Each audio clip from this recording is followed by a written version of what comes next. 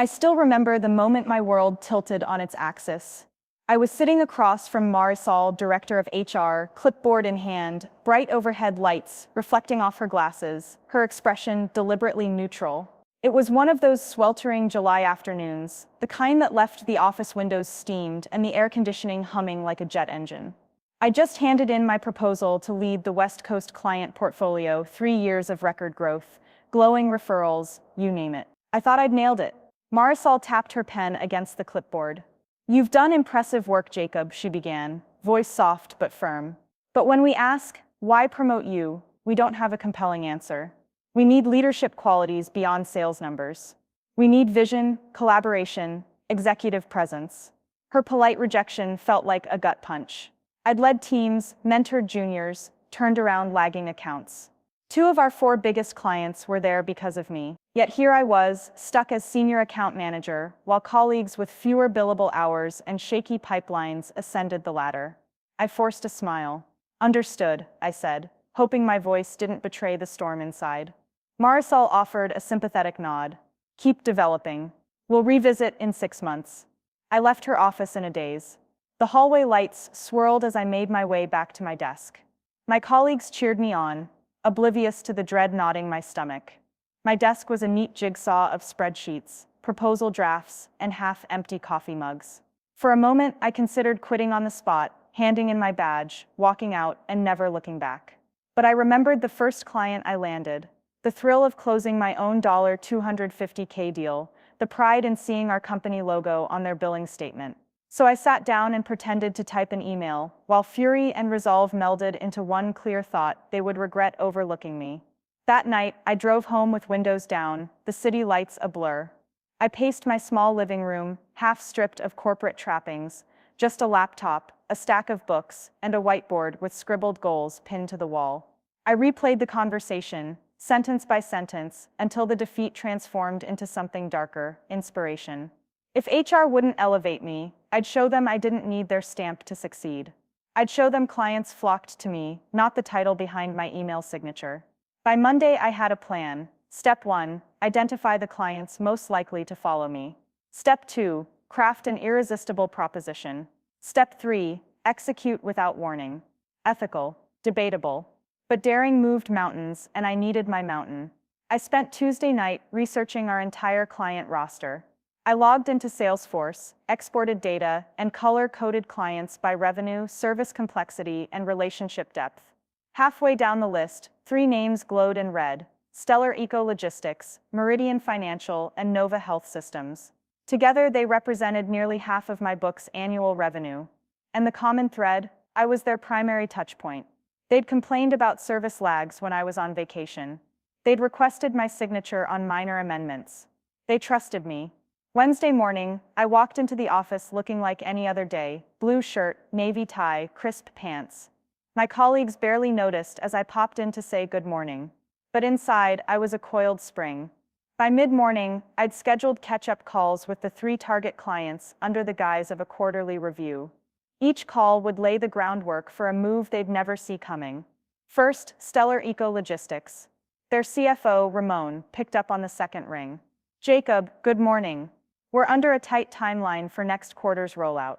"Ramon," I said, voice earnest, "I've been thinking about your expansion into Asia. Our standard support model won't handle the logistics complexities you're facing. I've sketched out a custom plan that leverages a boutique team I can assemble, and I can start immediately." I painted a picture: 24/7 coverage, dedicated project managers, AI-driven shipment tracking. By the end of our 20-minute call, Ramon was leaning in. This is exactly what we need," he said. "Let's draft an amendment to our contract. You'll handle the negotiations." My heart raced. "Absolutely." Next, Meridian Financial. Their SVP, Lauren, had just led a compliance audit and found gaps in their risk reporting. I'd already spent nights building a prototype dashboard for them.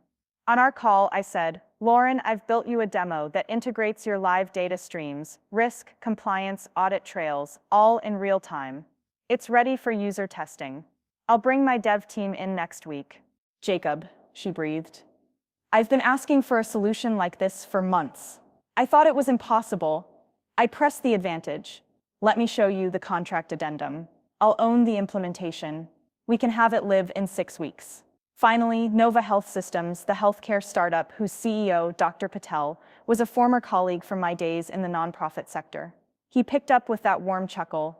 I pitched him a specialized package: strategic communications, media coaching, patient engagement analytics, services he'd only dreamed of. "Jacob, you're the only one I trust with this," he said.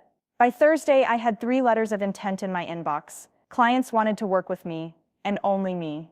Combined, these amended contracts would boost my portfolio revenue by 40%, giving me leverage no promotion discussion at HQ could match. Friday morning, I walked into work with a quiet grin. My cubicle neighbors were bleary-eyed after a grueling week, but I felt buoyant.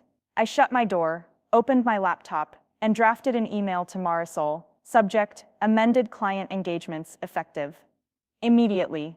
In it, I attached the 3 signed letters, summarized my expanded scope, and requested an urgent meeting to realign resources and discuss title changes to reflect my role as lead client principal for these accounts. Then I hit send.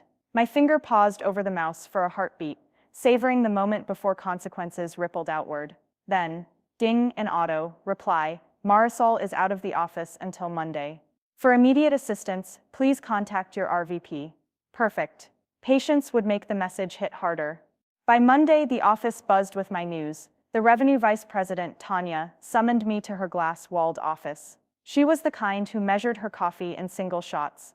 Eyes like spotlights. She motioned for me to sit, then placed the 3 letters on her desk. "We need to talk about these," she said. I nodded, cool as a cucumber. "I'm happy to explain the new arrangements." Her gaze sharpened. "Why didn't you bring this up in Q1 planning? Why didn't you go through official channels?" I leaned forward. Official channels aren't set up for innovation. These clients needed rapid solutions, and I delivered. They asked for me personally. They wanted my boutique model, with me at the helm. I made it happen. Tanya's fingers drummed.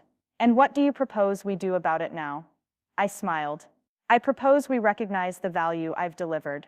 Promote me to Director of Strategic Accounts. Give me the title and the budget to build the specialized teams these clients require. Otherwise, they'll just move to me if I leave." I tapped the letters. "Or I can lead them out the door." Her eyes flickered with calculation. "Let me think." By afternoon, Marisol called me back. We had that second meeting she'd promised. She didn't offer the usual rehearsed platitudes this time. Instead, she cut straight to the chase. "Jacob, you've demonstrated undeniable results. Client retention up 30%, revenue uplift, 0 escalations. You've created value networks on your own. I'm impressed. Let's talk promotion." My pulse raced. I detailed the proposal: new title, 20% salary bump, headcount for 2 direct reports, and a seat at the quarterly strategic review table. I watched her cross off each bullet on her tablet. When I finished, she sat back, exhaled.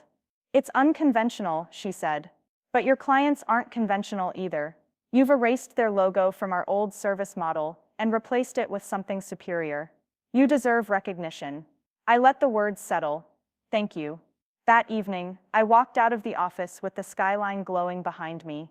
My phone buzzed, a text from Dr. Patel, at Nova Health: "Contract leave. You rock." Next, a message from Ramon at Stellar Eco: "Draft signed, asset expansion approved." Then from Lauren: "Dashboard MVP is live. Board loves it."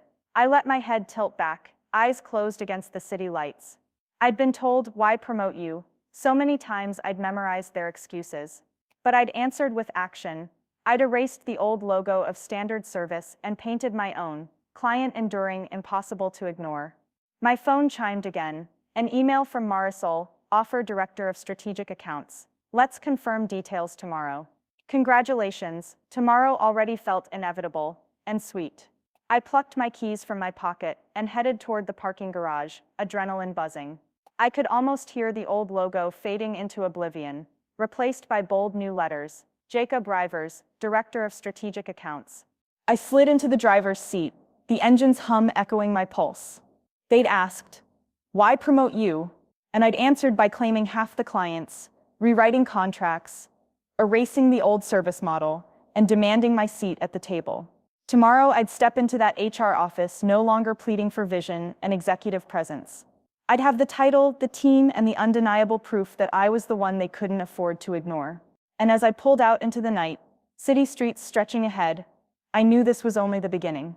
The next chapter would be about building structures, teams, processes that weren't just reactive but built to scale and to make HR's head spin in awe.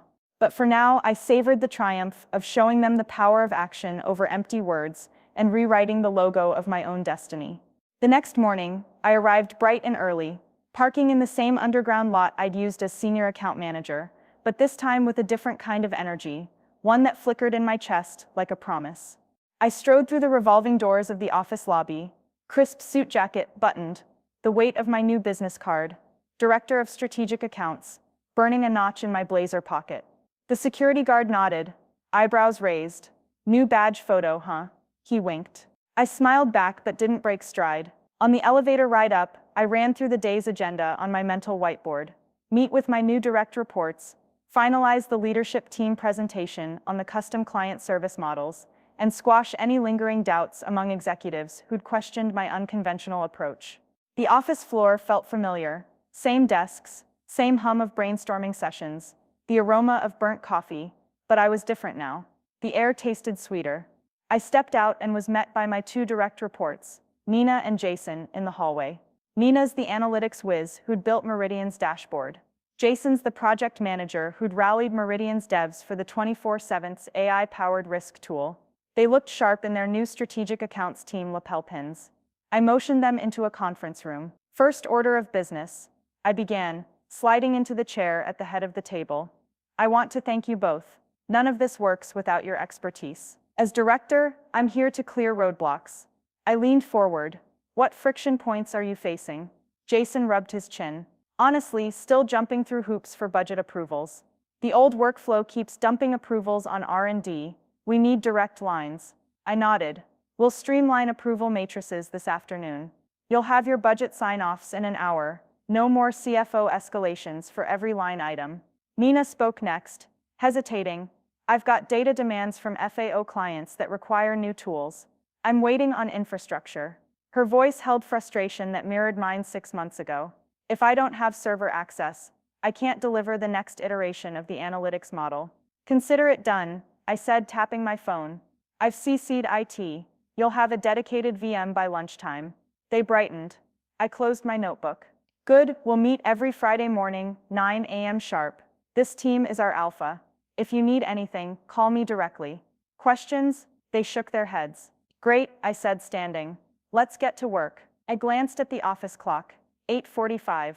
I still had 15 minutes to kill before the first leadership team presentation. I headed back to my office, energizing myself with a gulp of water. The conference room was elegantly stark. A long oak table, leather chairs, a wall-sized screen. Around it sat Tanya, the revenue VP, Mark Donovan, Lydia Cho, plus 2 executive sponsors from finance operations and product development. I joined them, my heart thudding as I connected my laptop. Thanks for convening.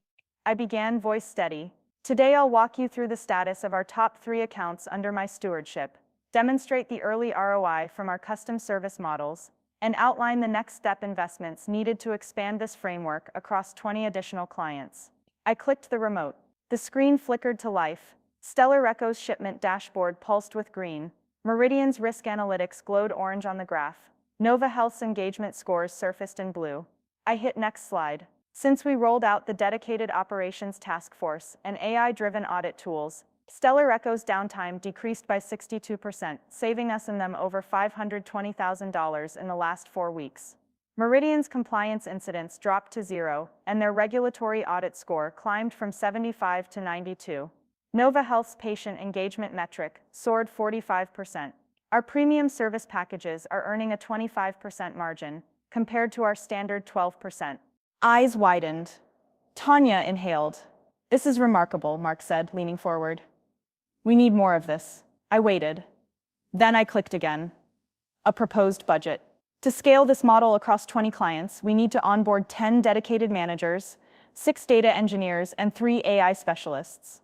Estimated investment, $3. $2 million next quarter, with projected returns of $8 million in incremental revenue, and $5 million in net profit. I've already identified internal candidates and freelancing partners to fill these roles. Silence rippled. Then Lydia tapped her pen. I need to verify the margin projections, but preliminarily, this is compelling. One of the product execs raised a hand. What about integration with our existing offerings? Won't this cannibalize some of our automated tool sales? I nodded. Good point. We'll bundle these services in tiers: silver, gold, platinum. For clients willing to pay for the platinum tier, we'll deliver personalized models, no cannibalization. Our standard tools remain as entry-level offerings.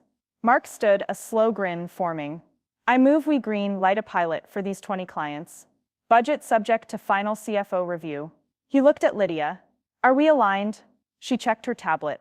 Aligned pending minor adjustments. But this is exactly the kind of leadership we need. They all nodded, and the room relaxed. I exhaled.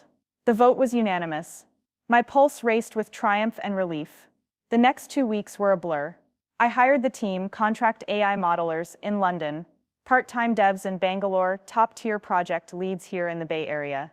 I carved out a war room, color-coded Kanban boards, morning scrums, weekly demos. By the third week, we had templates ready, SOPs drafted, and clients queuing for intake calls.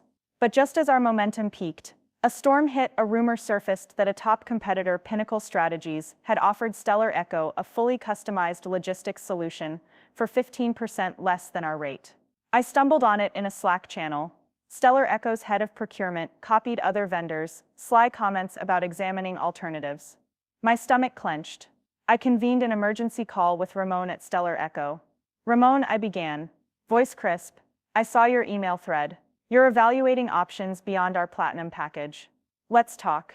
He sighed. Jacob, Pinnacle pitched a drop-in module, but their track record is unproven. Your task force has been flawless, but their price is tempting. I leaned back. I understand budget pressure. Here's what we'll do. I'll reduce the implementation fee by 10% if you extend your contract 2 years. Better, I'll guarantee performance SLAs. If downtime isn't under 5%, we'll credit you 1 week of service free. No cap. Pinnacle can't offer that. He blinked. That's aggressive. Only because we know we can deliver, I said. Give me 20 minutes to revise the amendment. He agreed. I dashed back to my desk, drafted the revised contract, highlighted the SLA credit terms, and shot it over. Ramon replied in minutes. We've signed, thanks Jacob. Relief washed over me. But the competitor had forced my hand. I logged the amendment into Salesforce, the new revenue stream solid. That evening, as the sun dipped behind the skyline, my phone buzzed with unread Slack notifications. Client kudos, finance approvals, recruitment scripts. I could have kept working until midnight, but I closed my laptop and grabbed my backpack. I had a dinner reservation across town, with Emma, my oldest friend from the agency days, who'd encouraged me to push boundaries and go for the promotion no one believed possible. We met at a small bistro beneath fairy light canopies. She waved from a corner booth, her smile bright as ever. I slid in across from her, wine in hand. How's the CEO life? She teased. I laughed. Not quite CEO, but Director of Strategic Accounts with a budget that feels like CEO territory. I recounted the day's triumphs and the Pinnacle scare. Emma nodded, taking it all in. You've done it. You rewrote the rulebook on client management. HR's head must spin. I sipped my wine. They saw my vision, finally. But I did it by owning the client experience end to end, almost like my own boutique firm inside a corporation. She grinned. And now they can't live without you. I frowned at the plate of risotto. Some days I worry we've set the bar so high, it'll be hard to sustain. She reached across and tapped my hand.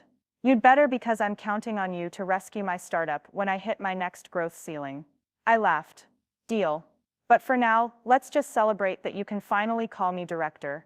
2 months later, the quarterly board meeting returned to our custom client model as the star of the show. Sales figures trumpeted our success: 48% revenue growth in strategic accounts, 32% margin increase, 0 escalations in top clients. The board chair closed his remarks with, Jacob Rivers, you have single-handedly repositioned Steelwave in the market. You've earned the permanent executive director title and a seat on the corporate strategy committee. Applause thundered. I looked out at the smiling faces, colleagues, clients beaming on a video feed, even Marisol giving me a thumbs up. I rose and shook the chair's hand, heart pounding. Later, in the hallway, Tanya stopped me. How did you orchestrate all this in less than 3 months? I shrugged, a grin spreading. I listened to clients first. Then I built the solutions they needed on our own terms. She nodded. And now you've erased the old logo of standard service from their thinking. They see only your brand. We laughed. I realized she'd summed it up perfectly. By stepping up when HR said, "Why you?" I'd given them a reason. I wasn't just a manager. I was a visionary who could translate client needs into profitable, sustainable growth. The old logo, the old service model, they were gone forever, replaced by something new. As I walked to the elevator, I felt the gravity shift beneath my feet. I'd taken half the clients, closed new deals, rewritten contracts, faced off with competitors, and come out director in hand. But more than titles or numbers, I'd proven that the most powerful promotional tool is action, bold, decisive, client-obsessed action. That night, I closed my laptop in my home office, quiet except for the city hum outside. I pinched the foam of my stress ball, savoring the satisfaction that whispered, "This is just the beginning." I had a roadmap to expansion, teams to build, metrics to blow past, and somewhere in the corner of my desk lay the empty envelope of my old promotion request, the one that HR had answered with polite rejection. I tossed it in the shredder, listening to the satisfying rip of paper, knowing I'd shredded every doubt they ever had about me. Tomorrow, we'd start a new pilot, 5 more clients, deeper integration of AI tools, a case study I'd write myself. I exhaled, flicked off the lamp, and let the darkness settle. I'd asked, "Why promote you?" And I'd shown them why. And in the quiet, I dared to dream of the next mountain I'd move, one that wouldn't just leave them speechless, but inspire them to follow. Because when you erase the old logo of expectation, you make space for a new emblem, the emblem of what you can become when you refuse to be overlooked.